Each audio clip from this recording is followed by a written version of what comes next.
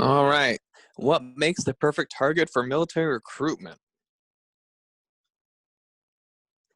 All right. So the perfect target for military recruitment depends on several interlocking factors. Demographics, the potential recruit, the recruit's personal values, and how they mesh with the recruiting standards of each branch of the military.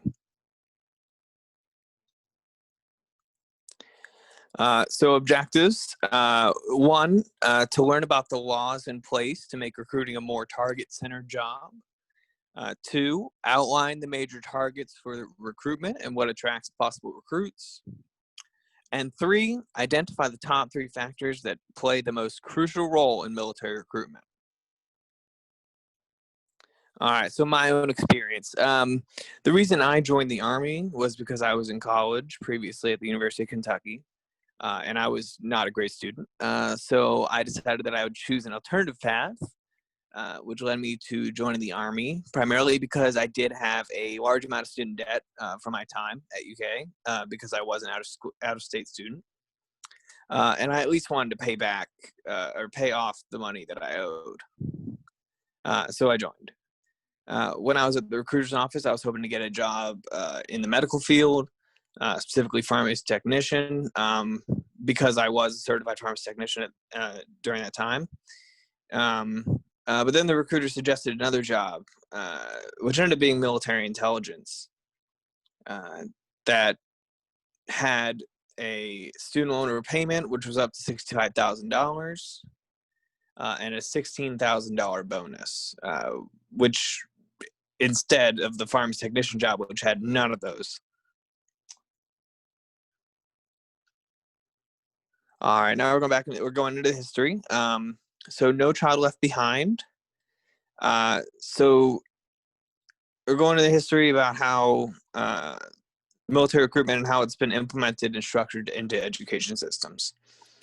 So the No Child Left Behind Act was instituted by George W. Bush in 2001, post 9/11. What the act does is that it primarily focuses on education. But within this act, there is a subsection that talks about military recruitment being focused in educational institutions.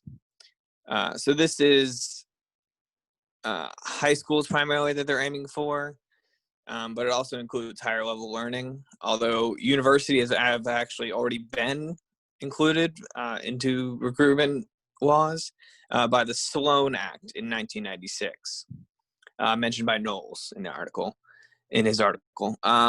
It has been enforced in a different standard, which required schools by law to disclose all demographic and contact information for every student at the school to recruiters, and that recruiters have the exact same access to be able to enter the school as all universities that go to the school. And there are ways to circumvent allowing recruiters in the school, but it's real messy, at least for funding wise. All right, and the ASVAB. So the ASVAB actually fits in with the No Child Left Behind Act in the military clause, and in that it is required loosely that every high schooler takes this test at least one time in their sophomore, junior, or senior year of high school. And I say loosely because if they don't end up taking it, they're not going to hunt them down to make sure they take it. It's just kind of like, we're all doing it today, so you're going to do it, kind of thing. And so the recruiters can identify what sections the students are strong at, and the way students are graded is by percentile, based upon everyone that took the test within a certain time period. You can see the listed scores of percentiles for each branch, and with GED being held to a different standard. The ASVAB does test a broad range of skills, not just academics, which means not just math, English, and science. It's also automotive knowledge and computer technology questions. All the scores are used to identify what jobs the students qualify for and would generally be good at. Then the recruiters would focus on the target, or would target in on the students who excelled in specific subjects within the test for certain jobs.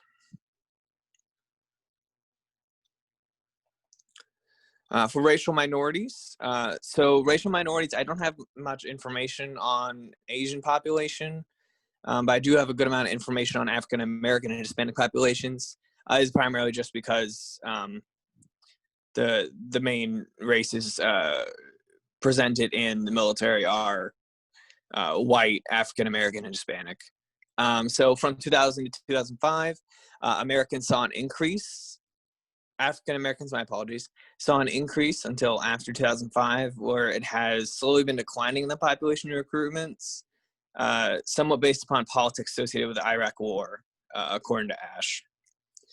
Whereas the Hispanic population since 2000, where from 2000 to 2005 there was a large jump in numbers, there's just been a steady incline in Hispanic service members. From 2005 and on, there was an 8.5% drop in African American enlistment up until 2009, or at least where the data set ends.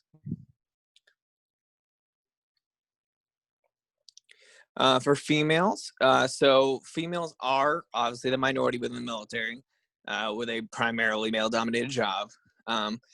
But as discussed by Mikowski, females do tend to stay in the military for the full 20 years, especially from any racial minorities or persons of color.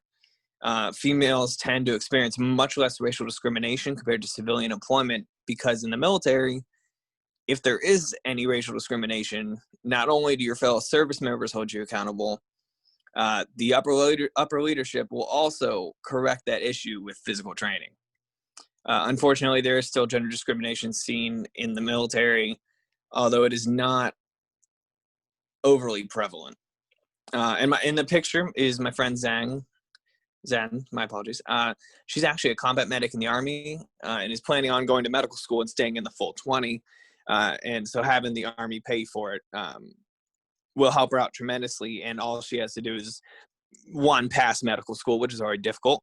But once she does that, she'll just have to serve a few more years, and she can get out after however long she wants to serve.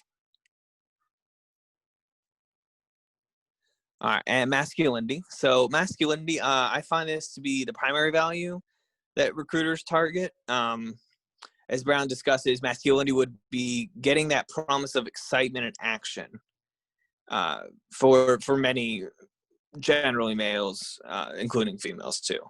And a lot of the advertisements from the military are focused on that. As you can see in the image, there is artillery set up and prepping to shoot with people parachuting in the background, which are both generally not considered to be great for your health. But that's what's exciting and masculine. So educational benefits. So this is obviously why I and my buddy Zen joined the military, just for slightly different reasons. And so there are two GI Bills, the Montgomery GI Bill and the post 9/11 GI Bill. And those can both be used at different times and will pay for your education, and usually a stipend for housing, books, and supplies. And this was mentioned by Bass. So it's a big incentive to a lot of service members join the National Guard or Reserves so they can have these benefits while attending their college or university. And all they require is that you spend a weekend a month and 2 weeks in the summer.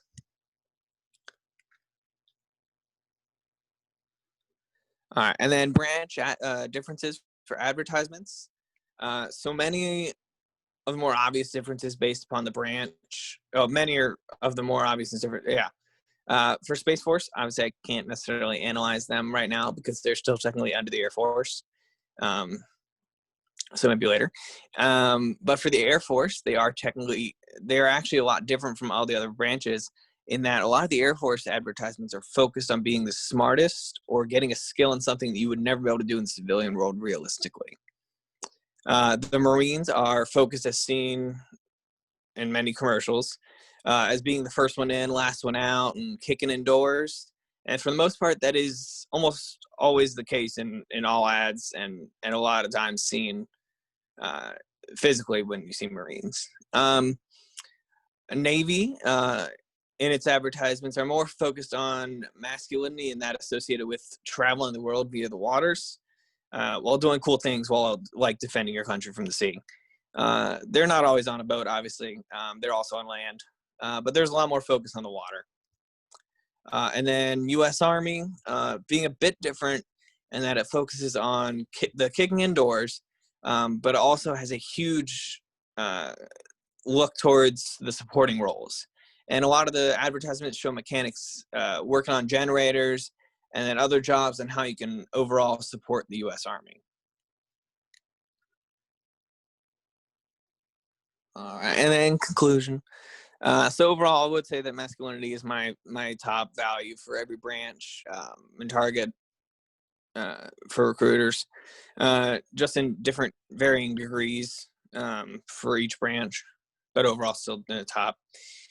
Second being educational benefits, just because so many of the potential recruits are looking for a way to pay for college, which is already expensive enough and possibly getting a paycheck along with it.